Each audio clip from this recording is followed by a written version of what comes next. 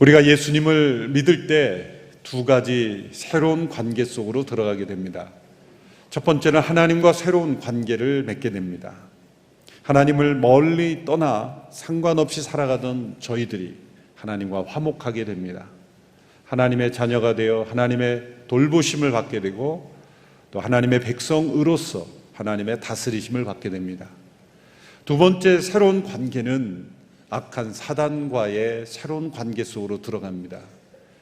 이전에는 없었던 새로운 갈등, 원수 사단과 대적된 관계, 원수 관계로 들어가게 되는 것이죠. 그리스도를 믿기 시작하면서부터 우리는 사단의 표적이 되며 또 사단의 공격에 노출되게 됩니다. 예수님을 믿는다는 것은 사단의 선전포고를 한 것입니다. 믿음으로 살아가는 모든 성도들은 이 사단의 공격을 피할 수가 없습니다. 그러나 두려워할 필요가 없습니다. 첫 번째 맺어진 새로운 관계, 하나님과의 올바른 관계 속에 있는 성도를 사단은 무너뜨릴 수가 없습니다. 하나님의 보호의 울타리 안에 있는 성도들은 사단은 결코 해칠 수가 없습니다. 위협하고 두려워하게 할 수는 있어도 무너뜨릴 수는 없습니다. 사단은 하나님을 두려워합니다. 그래서 마귀를 대적하라, 그러면 너희를 피하리라 말씀하신 그것은 우리에게 주어진 승리의 약속입니다. 그래서 사단은 하나님 안에 있는, 하나님과 올바른 관계에 있는 성도들을 무너뜨리기 어렵고 무너뜨릴 수 없기 때문에 우리 스스로가 하나님 울타리 밖으로 나오도록 우리를 유혹하고 공격하는 것입니다. 우리가 가진 자유의지로 하나님과의 관계를 단절하고 스스로 하나님 그 울타리 밖으로 우리를 이끌어내는 것이 사단의 주된 공격의 전략인 것입니다. 하나님 보호의 울타리 밖으로 우리가 스스로 나온다면 인격적인 하나님, 우리를 기계처럼 움직이지 아니하시는 그 하나님께서 우리 스스로 하나님과 상관없는 길로 간다면 사단의 주된 공격을 받게 되는 것입니다. 오늘 본문의 말씀에서는 그 사단의 공격을 마치 군사들이 고대 전쟁에서 많은 화살들을 쏘아서 그 군인들이 공격할 수 있는 길을 여는 그러한 공격으로 비유했습니다. 고대 전쟁에서는 많은 화살들을 쏩니다. 오늘날 현대전에서는 보병 군인들이 들어가기 전에 공군들이 폭격을 한다든지 많은 포병들로 그 폭격을 해서 그 길을 여는 것과 마찬가지죠. 당시에는 화살들로 그런 일들을 했던 것이죠. 그래서 그 화살 쪽에 독을 발라 스치기만 해도 생명을 잃어버리게 한다든지 불을 붙여서 그 적진에 큰 피해를 입히게 하는 그런 전략이죠. 악한 사단은 모든 상황 속에서 수많은 화살들을 우리에게 쏘아댑니다.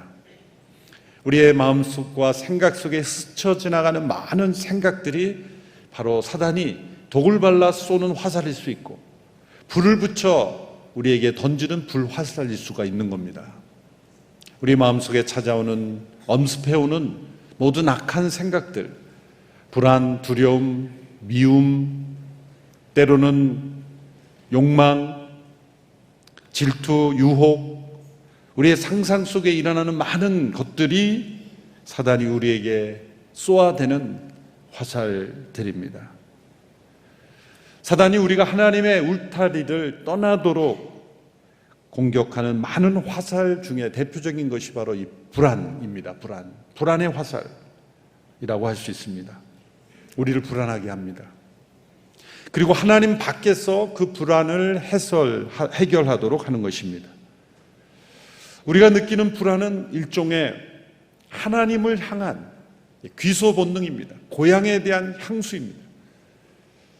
우리가 이 땅을 살아가면서 아무 문제가 없는데도 우리의 마음속에 불안한 이유는 뭘까요? 그것은 우리가 이 땅이 고향이 아니라는 것, 이 땅이 최종 목적지가 아니라는 것을 우리에게 알려주는 신호인 것입니다. 어떤 이유와 목적 때문에 잠시 이 땅을 머무는 것이고 이 땅에서 해야 할 일이 있다는 신호일 뿐입니다. 우리는 하나님을 사랑하고 하나님 안에 있도록 만들어졌습니다.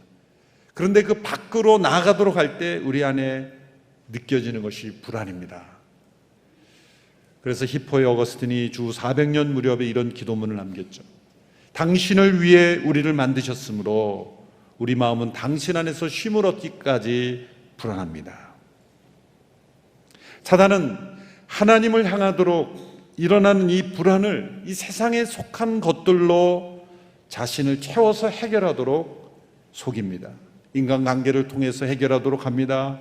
세상의 쾌락을 통해, 오락을 통해, 세상의 지식을 통해 그것을 해결하려고 하지만 잠시 잊혀질 뿐이요 더욱더 불안해질 뿐입니다.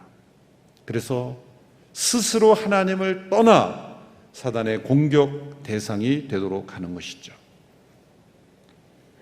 그 밖에도 두려움, 염려, 의심, 미움, 이 모든 것들이 우리가 스스로 하나님의 울타리를 떠나도록 우리에게 날아오는 불화살들입니다. 이것을 막아내는 방패가 필요하다 말씀하는 거죠. 그래서 오늘 본문 16절의 말씀에 하나님께서 우리에게 주신 이 방패가 바로 믿음이라는 방패다 라고 말씀합니다. 16절의 말씀 같이 읽습니다. 시작. 모든 일에 믿음의 방패를 가지고 이것으로 악한 자의 모든 불화살을 소멸시키며, 악한 자가 쏘아대는 많은 불화살을 어떻게 막아낼 것인가? 믿음이 그 방패 역할을 한다는 것이죠. 왜 믿음이 이 방패 역할을 하게 되는 것입니까? 믿음의 본질, 그 믿음의 원리를 깨달아야 믿음이 어떻게 방패 역할을 하는지를 깨달을 수 있습니다. 믿음에 있어서 가장 중요한 것은 무엇을, 누구를, 어떤 존재를 믿느냐 이겁니다. 첫째로 믿음은 언제나 그 대상에 의해서 결정되는 것입니다. 믿음은 언제나 그 대상에 의해서 결정되는 겁니다. 믿음은 항상 그 대상을 가리키는 것입니다. 믿음이 있다고 하면서 그 대상이 불분명한다면 그것은 믿음이 아니죠. 자신의 신념을 믿을 수도 있고 세상의 가치관을 믿을 수도 있습니다. 자기가 가지고 있는 강한 의지가 믿음은 아닙니다. 때로 믿음이란 의지를 강하게 만들기도 하지만 믿음이 곧 강한 의지는 아닌 것입니다. 믿음은 그 대상이 어떤 존재이냐에 따라 결정되는 것입니다. 얼마나 내가 열심히 믿느냐, 얼마나 강하게 믿느냐가 핵심이 아닙니다. 그 대상이 어떤 존재인가? 누구를 믿는가? 내가 만든 신을 믿는가? 아니면 나를 만드신 하나님을 믿는가? 참된 믿음은 그 믿음의 대상이 언제나 살아있는 실제여야 합니다. 그래서 믿음의 방패라고 할 때 그 믿음은 언제나 살아계신 하나님, 살아계신 인격이신 하나님, 어떤 지식이나 정보, 법칙을 믿는 것이 아니라 살아계신 하나님과의 관계 속에서 그 하나님을 믿는 거죠. 사람들이 하나님을 믿기 어려운 두 가지 이유가 있습니다. 첫째는 죄 때문입니다. 죄가 이 믿음을 파괴한 것입니다. 살아계시며 천지를 창조하시며 우리를 그 만드신, 인도하신 그 하나님을 믿음으로 살아가는 삶을 파괴한 것입니다. 하나님께서 행하신 일을 믿는 믿음을 파괴했습니다. 대신에 사람들이 우리의 눈을 믿게 만들었습니다. 그래서 하나님을 믿기 어려운 이유는, 두 번째 이유는 바로 사람들이 스스로의 눈을 믿기 때문이에요. 사람들은 눈으로 봐야 믿습니다. 그러나 사실 눈으로 본 것을 확인한 것이지 믿는 것이 아닙니다. 믿음이란 보이지 않는 것, 눈으로 볼 수 없는 것에 대해 필요한 것입니다. 믿음은 바라는 것들의 실상이요 보이지 않는 것들의 증거라고 했습니다. 죄는 눈으로 보이지 않는 하나님을 믿지 못하게 하고 눈으로 보이는 것만 보며 살아가도록 우리를 왜곡시킨 것입니다. 그래서 하나님께서 행하신 일들은 우리를 구원하시는 일을 이루시는 것, 예수님의 십자가를 통해 우리의 죄를 온전히 용서하실 수 있는 일을 행하신 것만이 아니라 죄로 말미암아 깨어진 인간 안에 깨어져 버린 상실된 이 믿음을 회복시켜 주시는 일, 믿음을 만들어 주시는 일까지 행하신 것이 하나님의 일입니다. 예수 그리스도의 십자가를 통해 모든 사람이 죄 용서를 받고 구원받을 수 있는 길을 마련하셨다 할지라도 사람들의 마음속에 믿음이 없다면 그것이 작용되지 않는 것이군요. 그 은혜가 우리에게 부어줄 수가 없기 때문에 그 은혜가 부어줄 수 있는 통로, 그 길을 우리에게 믿음을 통해 만들어 주신 거예요. 그래서 믿음도 하나님의 선물이요, 하나님의 역사인 거죠. 히브리서 12장 말씀에 그래서 믿음의 주요 온전케 하신 예수를 바라보라 할 때, 믿음의 주라는 건 믿음의 창시자, 믿음의 시작자, 우리에게 믿음을 일으켜 주시는 하나님이시라는 거예요. 그래서 믿음은 내 스스로가 만드는 게 아닙니다. 내가 믿는 대상이 나에게 가져다 주는 거예요. 누군가를 우리가 믿는다고 할 때 생각해 보세요. 내가 그 사람을 왜 믿게 되었는가를 가만히 생각해 보세요. 처음 보는 어떤 사람을 내가 저 사람 믿어야지라고 굳센 의지로 달려들어서 믿게 된 게 아니에요. 그 사람의 행동, 말을 지켜보니 믿음이 나에게 찾아온 거예요. 어떤 사람은 첫 인상이 참 믿음이 가지 않아서 믿업지 않았다 그랬죠. 우리말로 믿업지 않다. 믿업지 않았는데 시간이 흘러갈수록 점점 믿음이 굳게 가는 사람이 있고, 어떤 사람은 철석같이 믿었는데 시간이 흘러갈수록 믿음이 소멸되는 사람이 있잖아요. 그러니 내가 아무리 믿겠다고 소리를 지르고 내가 아무리 믿겠다고 의지를 강하게 만들어도 중요한 건 대상이 누구냐에 따라 믿음은 없어지기도 하고 세워지기도 하는 거예요. 그래서 믿음은 나로부터 시작되는 게 아니라 내가 믿는 대상이 그 믿음을 결정하는 것이다. 우리가 왜 하나님을 믿습니까? 하나님이 신실하시기 때문이에요. 성경을 계속 읽어가다 보면 믿음이 생깁니다. 왜? 하나님은 말씀하시고 그대로 행하시고 그대로 이루어졌기 때문이에요. 아직 이루어지지 않는 약속을 소망으로 바라보는 까닭은 이미 주신 말씀과 약속이 그대로 역사 속에 이루어졌기 때문에 하나님을 믿게 되는 거죠. 믿음은 언제나 그 대상이 결정하는 거예요. 나는 누구를 믿고 있습니까? 내가 믿는 하나님은 어떤 분입니까? 그 대상이 믿음을 결정하는. 그래서 두 번째로 믿음은 구체적으로 하나님의 약속에 대한 우리의 반응인 것입니다. 믿음은 하나님의 약속에 대해 우리가 반응하는 것, 하나님을 믿는 것, 그것은 하나님의 약속이 신실하게 이루어졌기 때문에 믿는 것이죠. 그러나 우리는 신실하지 못하기 때문에 우리에게는 시험이 필요해요. 왜 우리에게 시험이 다가옵니까? 하나님은 신실하지만 우리가 신실하지 못하기 때문에 우리의 믿음을 자라가기 위해서 시험이 필요한 겁니다. 그래서 믿음은 반드시 시험을 통과하며 자랍니다. 저는 하나님을 온전히 믿기에 시험이 전혀 필요 없습니다라고 말할 수 있는 사람은 아무도 없습니다. 우리 모두는 그 믿음이 시험을 통해서 통과하며 자랍니다. 아브라함은 자녀를 주신다는 그 약속을 25년간을 기다리는 시험을 받았어요. 그 시간 자체가 시험입니다. 수많은 유혹과 불신앙으로 때로 넘어지고 실패하지만 하나님은 그 약속에 신실하시기에 아브라함과 사라는 끊임없이 넘어졌지만 결국 여러 시험을 통해 믿음이 확인되었어요. 약속의 자녀 이삭을 주신 이후에도 그 독자 이삭을 하나님께 바치라는 시험을 하셨습니다. 계속되는 시험으로 아브라함의 믿음이 온전해져 갔다는 거예요. 그렇게 그 약속을 바라보며 하나님께 반응하며 하나님을 따라가며 믿음이 점점 자랄 때 우리에게 주어지는 축복은 뭡니까? 하나님과 연합되는 거예요. 하나님과 하나가 되는 거예요. 믿음의 목적은 하나님과 우리를 하나로 묶어주는 거예요. 그 통로가 뭡니까? 하나님의 말씀, 하나님의 약속이에요. 그래서 종교개혁자 마틴 루터는 이런 말을 했습니다.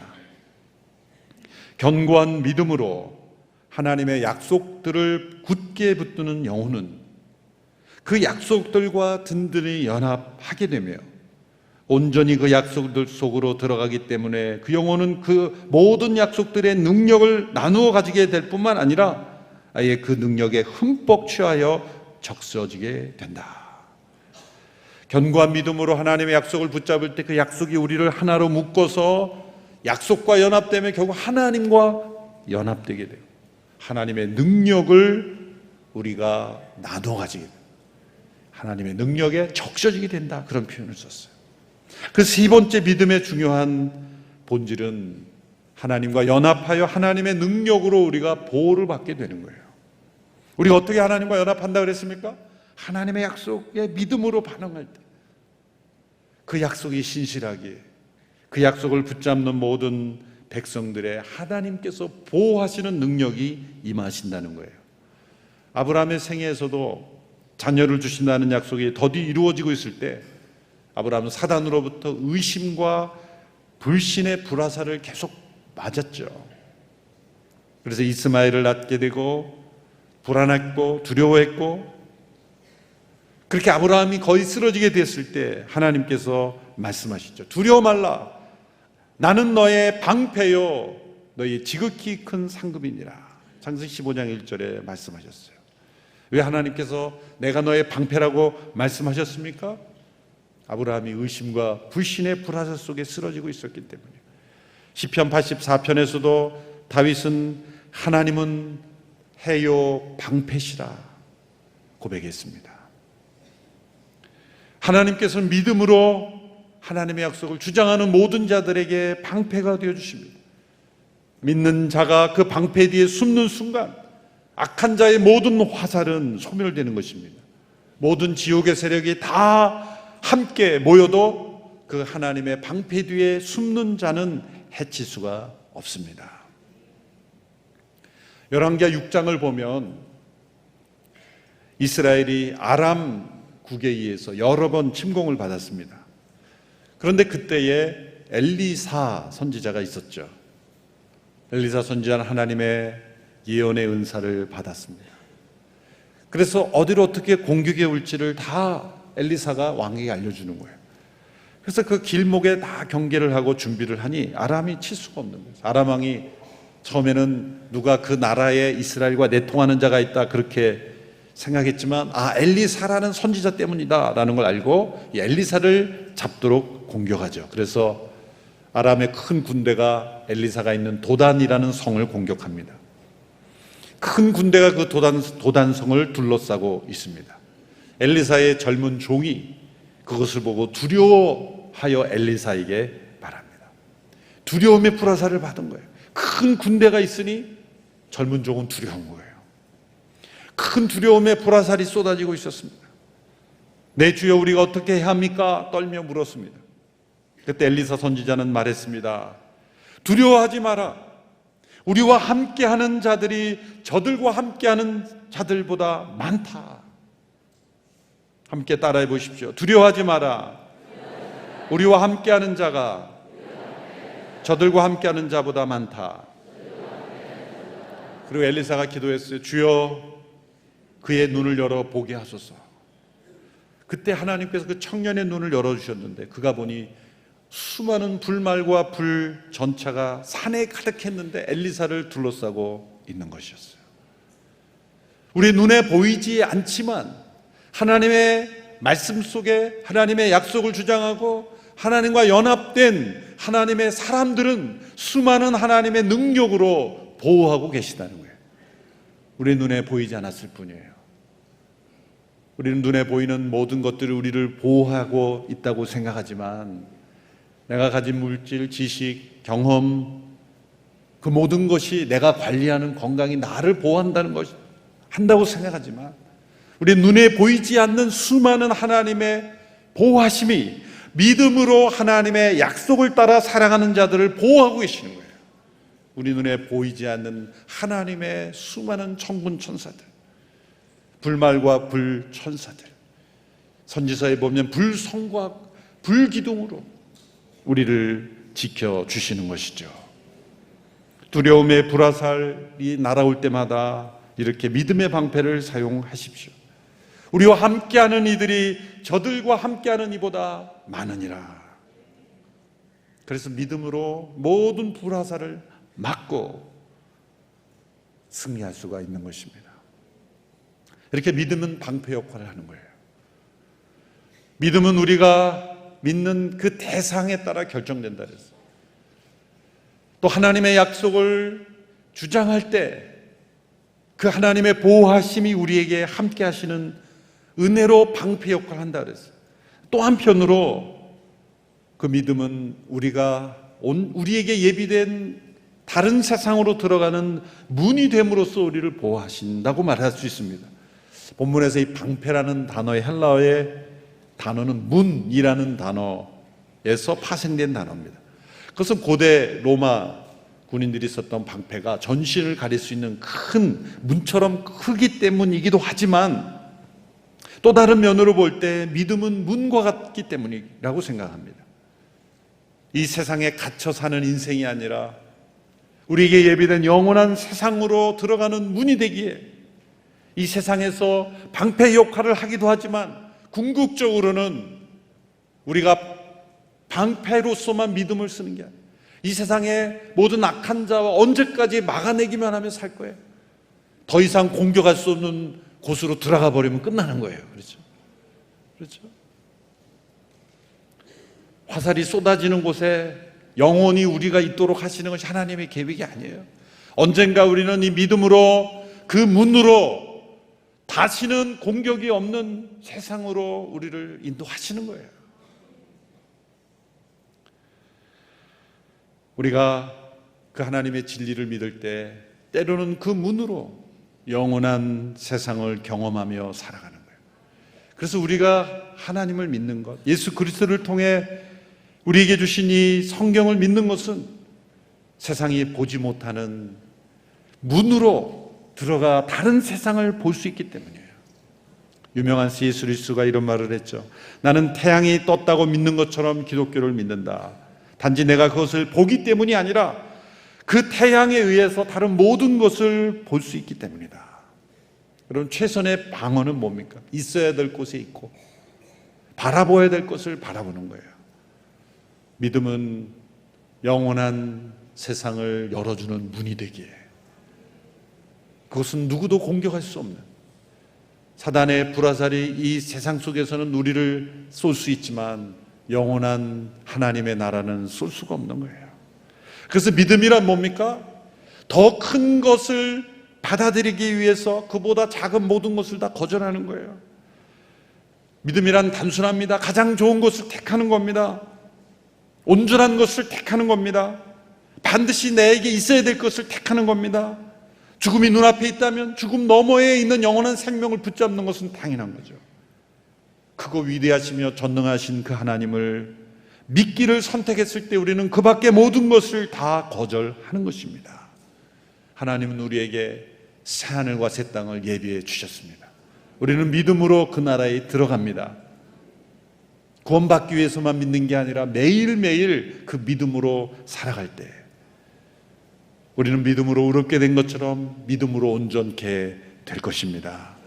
그래서 날마다 우리는 이렇게 기도해야 합니다. 주여 우리에게 믿음을 더하여 주시옵소서.